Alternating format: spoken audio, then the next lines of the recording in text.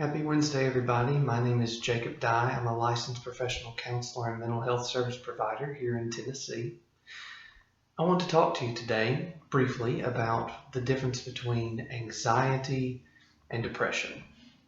Oftentimes on a first visit with a patient, I'll ask them to rate their anxiety for me on a scale of 0 to 10 and their depression on a scale of 0 to 10 as well. A lot of times people tell me that, or they'll ask me, well, depression is just being sad, right? Sometimes that is the case, but really what depression is when you're bringing the past, maybe things from your past decisions that you've made, or past decisions that you chose not to make, and you're bringing those into the present. You're trying to control something that's already gone, kind of like sand going through your hand at the beach. That is what causes depression, that looking back at how things used to be. It's kind of like driving your car and trying to drive going forward while looking in your rearview mirror. You can't do that very long, otherwise you're going to rear end the person in front of you or run off the road. And anxiety, oddly enough, most people don't really know what anxiety is. I'll ask them to rate it and they say, well, what is anxiety? Anxiety is pretty much the exact opposite of depression. You're looking ahead and you're trying to bring something out there in the future into the present and you're trying to control it. Again, think about driving a car.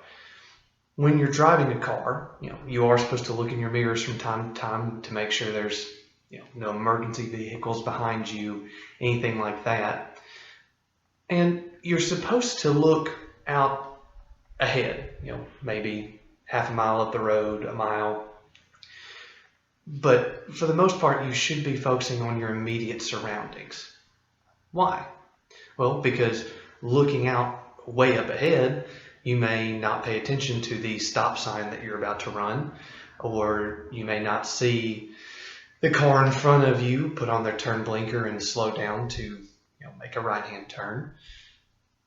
And looking back again, as I've already said, you're going to completely miss what's happening in front of you in your immediate surroundings.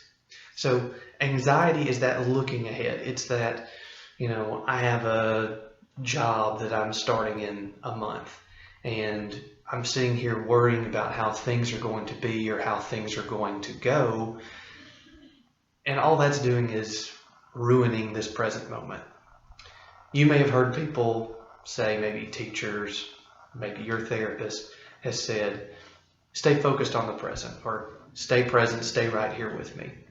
That's really important, because if we cannot stay right here in the present moment, we're either trying to control something that is way out ahead that we can't control, or we're trying to change something that we can't change. So I want to encourage you today to stay focused on the present. Stay focused on the decisions that you have to make today. Simply make the next right choice.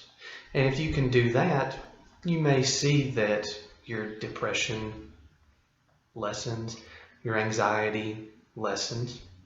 And there's a difference between the type of depression I'm talking about and pure clinical depression.